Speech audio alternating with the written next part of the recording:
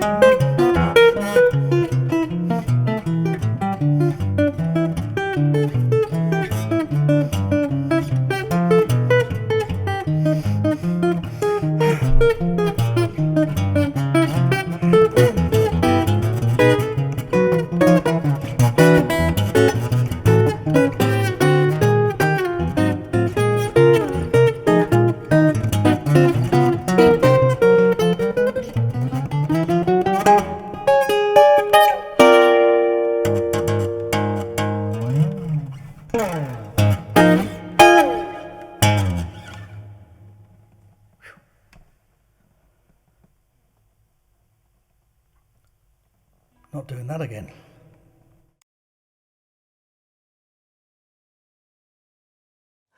Well, yeah, what can I say about I Got Rhythm?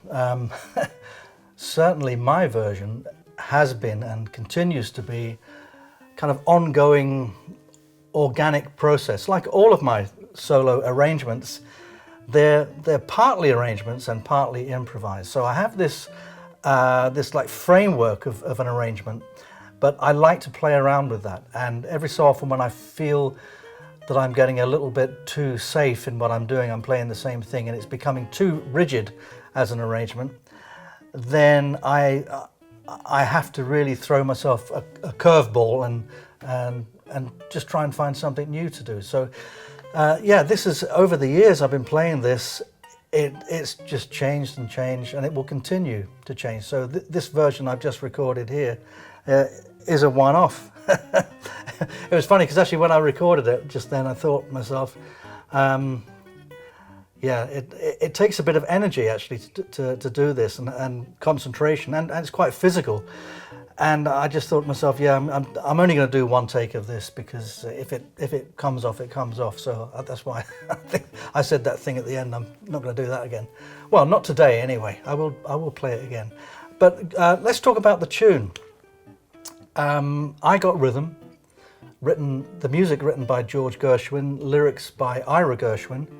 It was written in 1930 for a Broadway musical called Girl Crazy.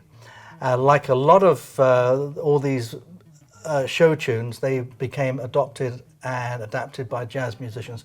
Another two tunes that came from that show were Embraceable You and But Not For Me. Very, very popular jazz standards. In the original Broadway show, I think it was Ethel Merman who was the star of that, who was a huge Broadway star. I do remember Ethel Merman. The chord sequence of this, not just the tune, but more than the tune, but the chord sequence has been used for so many things now. And in jazz, we often refer to, if we're talking about a tune to one player to another, we will say, oh, it's kind of rhythm changes.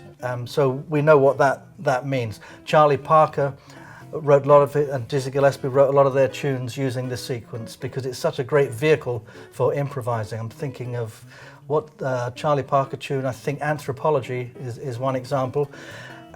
When I play this, you can really hear the piano player influences in my playing, particularly Art Tatum. And a piano player that I absolutely love and just can't get enough of his playing. I was raised with his piano playing. My dad had so many records of his, was Fats Waller.